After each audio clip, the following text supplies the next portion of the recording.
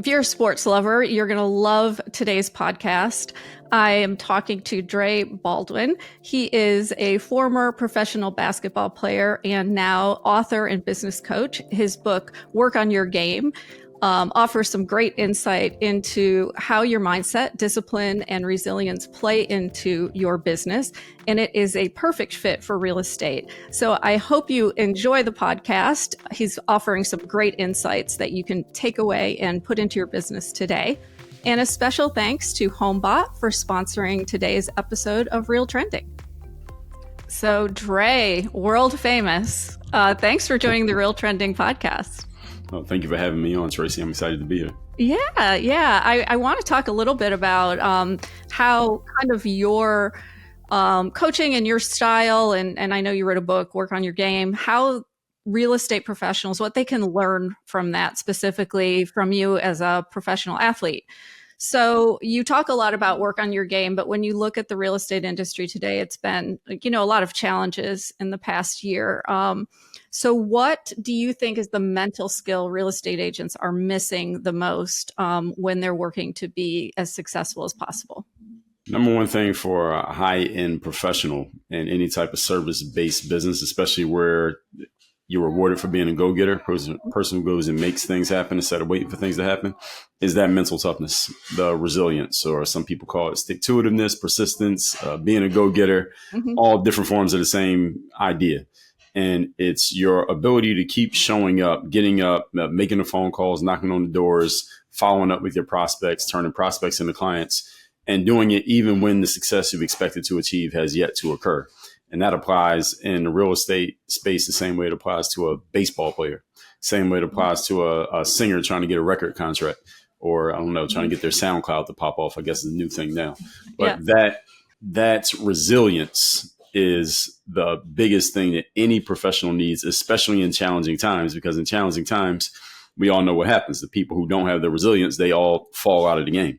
And it's the ones who can stick to it and stay through the tough times when things kind of level off again and get back to normal, or they start going well again, is only the ones who are able to stick through the tough times who will be around to enjoy that. And they'll be battle tested from having gone through the challenging times. Because if you don't go through a challenging time, you don't have the mental toughness to deal with whatever comes next, because there's always going to be ups and downs in every industry. Yeah, absolutely. And, all athletes kind of have game day rituals. So what do you, every day is game day in real estate. So what should a high performing agent's daily kind of warm up routine look like? That's a good question. And I don't think it's going to be the same for every single person. Yeah. I think everybody needs to know what works for them. The same way as an athlete, you know your body. So even though you may have a trainer or a coach who says warm up this way, once you have enough experience, you kind of know what warm up works for you. I was in a boxing gym this morning and I have a boxing trainer, and sometimes he would try to give me the way to do the warm ups, and I don't want to do it his way. I'm not uncoachable, but I know my body. I've been a pro athlete for a long time, so I don't need him to tell me how to warm up. Once I know what parts of my body I need to use, I know how to best warm it up to get myself ready. And I'm analogizing that to the real estate agent, because this real estate agent over in LA, they have their morning routine, their way to get ready to perform. And there's a guy over in Philly, he has his way, and they both are high performers. So the key is not necessarily that you have to follow certain things, is that you need to understand that human beings are creatures of habit, and we do best when we throw things over to our subconscious mind rather than having to consciously think about it, i.e. making a routine or a process out of what we do. So we do it without thinking, as opposed to every day we have to decide what to do next, because that saves us mental willpower. It saves us decision-making energy. And then we can save our energy for doing the things where we really do need to think, such as a client comes to you with a challenging or complex issue, or there's a complex deal you're trying to close, similar to most people are familiar with Steve Jobs, the guy who made the iPhone. He kept wearing the same outfit every day. At the end of his career, he just bought a whole bunch of the same shirt and the same pants so that he could save his mental energy for coming up with crazy ideas like what became the iPhone and iPad. And we may not create the iPhone and iPad. If you're in real estate, you're selling houses. But the whole point is you want to save your mental energy for what matters the most. So just create a process that works for you. So when you have a day or a month or a week that does really well for you as a real estate agent or broker, then the next thing you should ask yourself is, okay, how do I deconstruct what I did that led to this outcome? And then take those pieces, put them into a system, and then just follow that system every single time. So what I tell professionals, Tracey, is it's the same things the same way every time.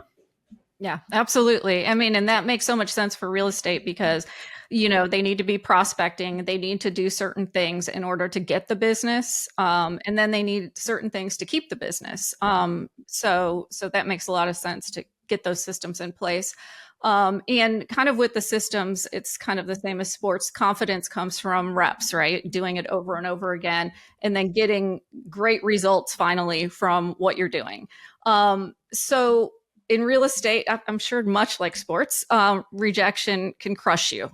And I think it goes back to some of the mindset, but how do you coach people to be durable and kind of have that confidence when things fall apart?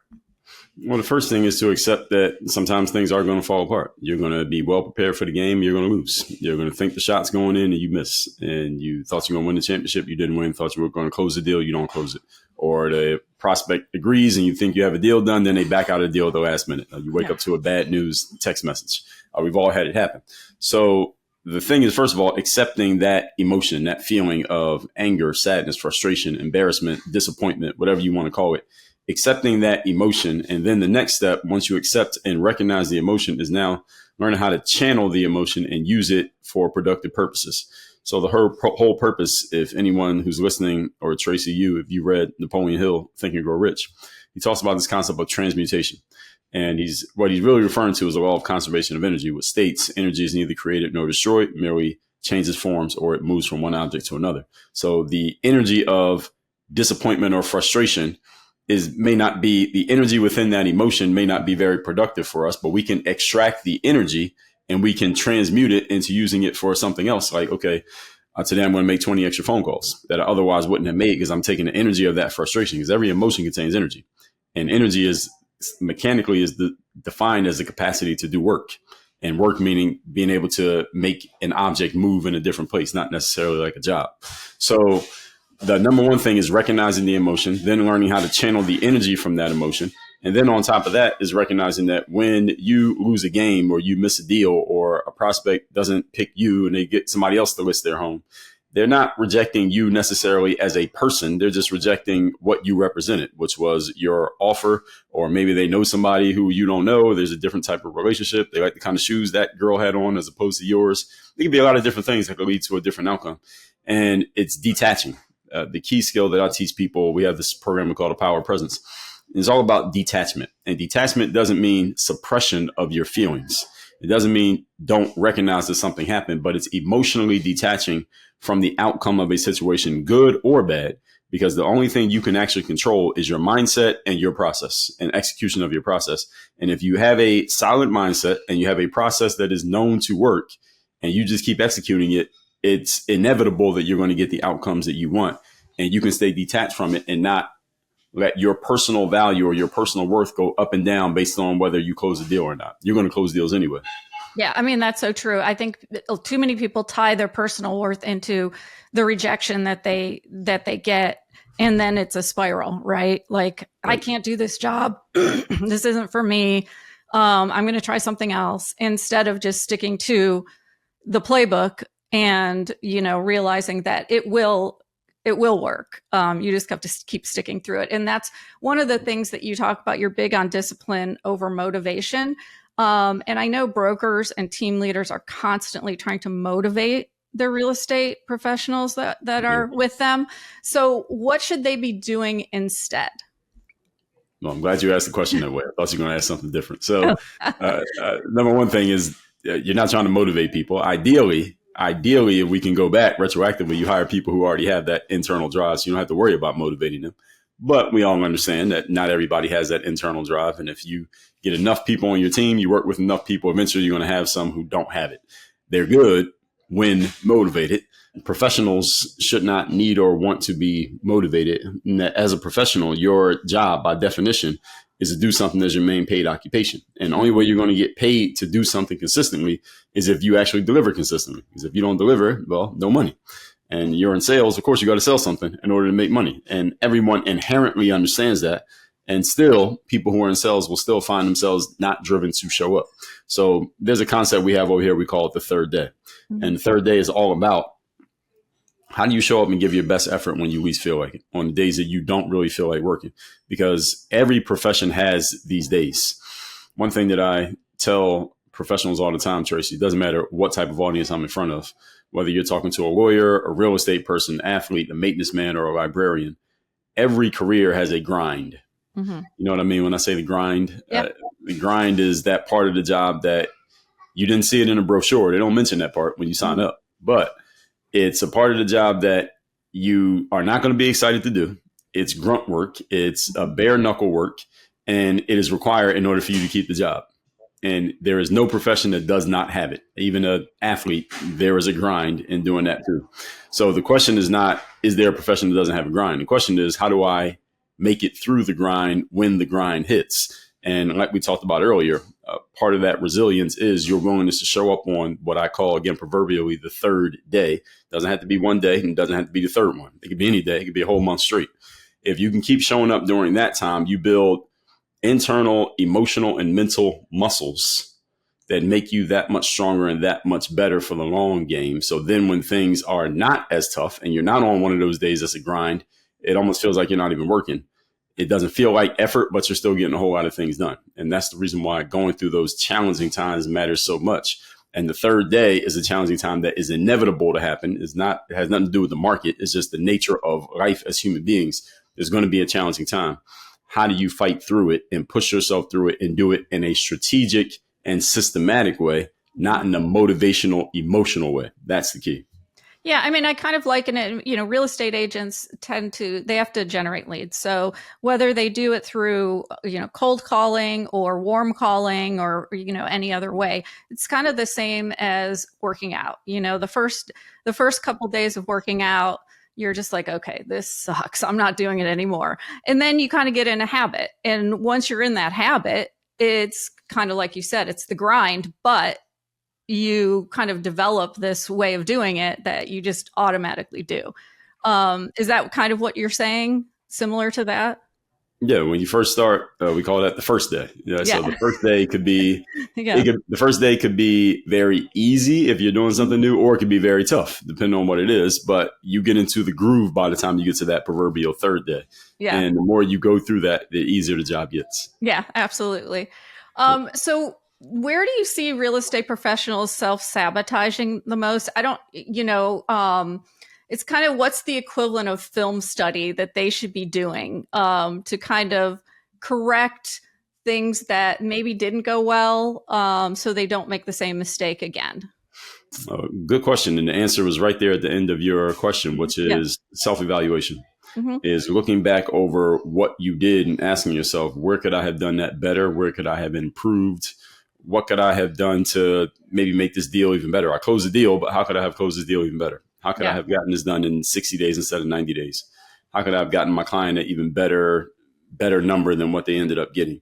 And professionals, what we do, as you mentioned, film study. Mm-hmm. In the professional sports world, a football team plays a game on Sunday, and on Monday, everybody comes into the facility not to put on the pads and tackle each other, but to sit in the film room and watch the film of the game that they just played the day before. Win or lose, they review the film to find out, here's what we did well. Let's do more of that. Here's where we messed up. Let's do less of that. Let's correct this. Let's fix our technique here, here, and here. That's down to the individual player, the groups of players, and to the team as a whole, whether they won the game or lost the game. And the reason professionals are at such a high level, in addition to being talented and skilled, is that they're consistently reviewing their performance so that they continually get better. Because as the saying goes, practice makes perfect, but we all know there's an addition to that. Proper practice makes perfect. And it's reviewed practice that is being reviewed by someone else who can hold you accountable and say, hey, do you notice that little slip up there? You notice that in a boxing ring, you're lowering your left hand. All right, that's how you get knocked out, get hit in the chin.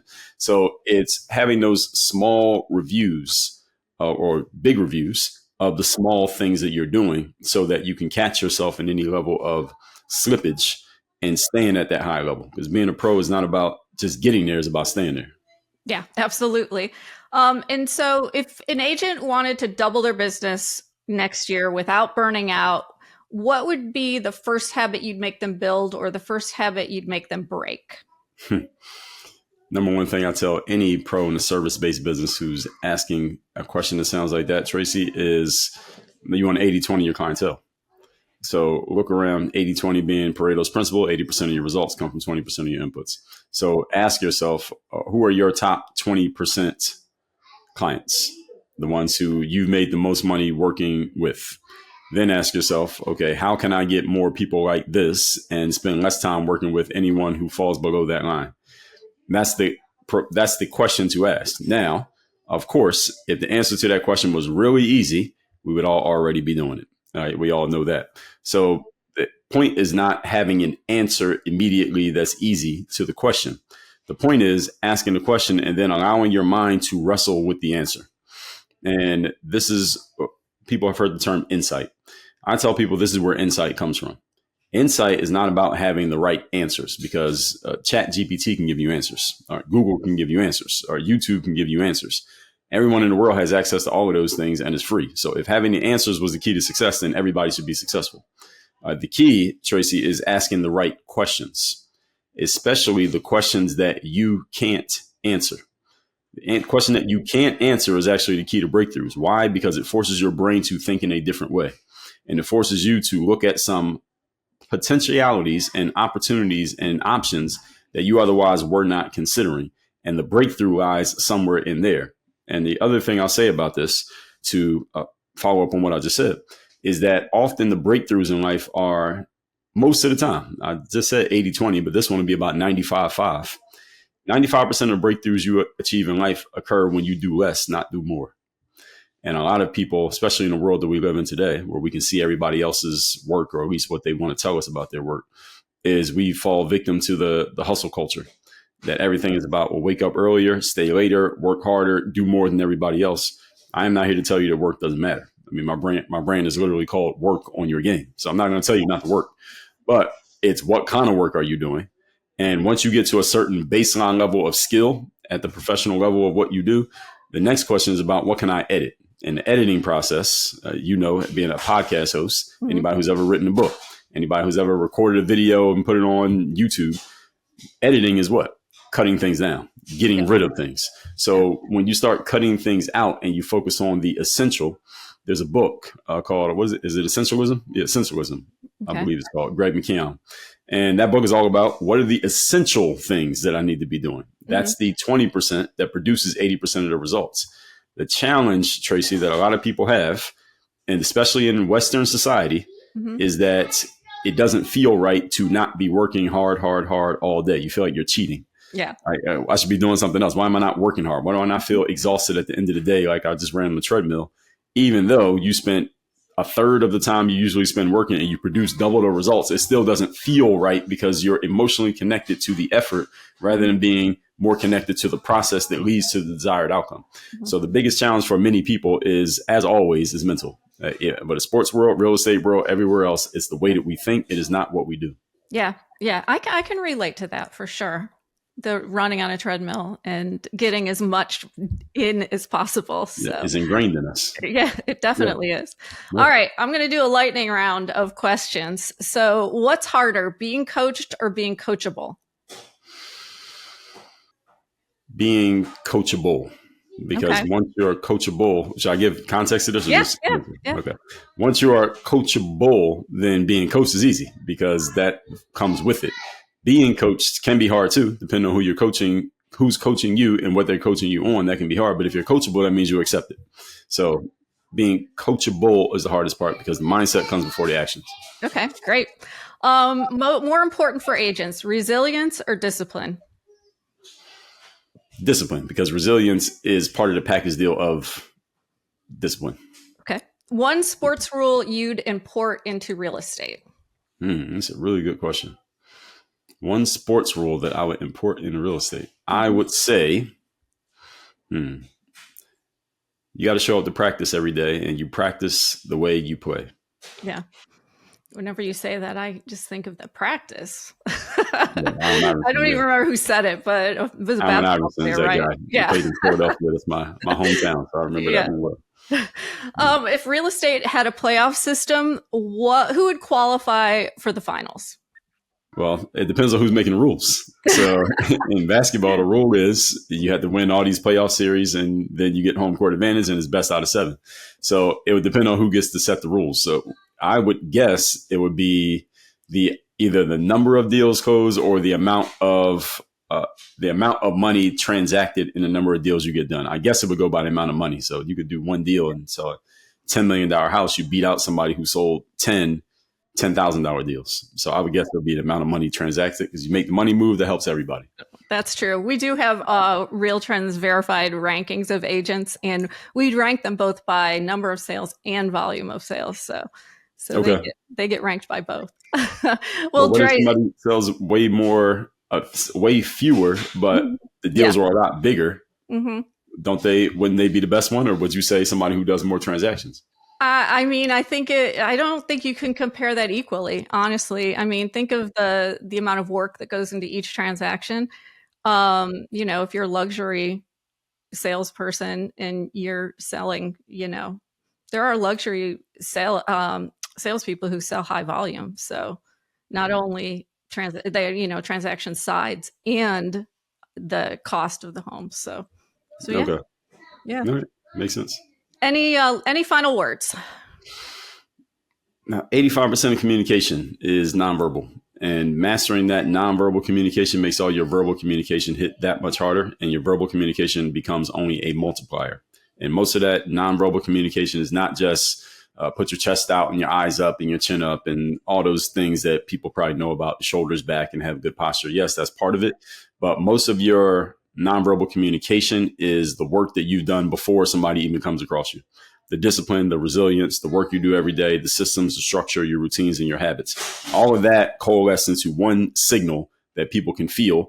People sometimes call it presence or aura or energy. And people read that off of you within 10 seconds of coming across you, and they decide about you right there. Then everything you say just multiplies whatever they decided. So if you get that dark in the shadows work proper, then everything that comes out of your mouth and the things you do on purpose are just extra icing on the cake. I love that. Dre, thanks so much for joining the RealTrending podcast. This was a real pleasure. I appreciate you coming on. I appreciate you sharing your platform. Thank you for the opportunity. Thanks, Dre.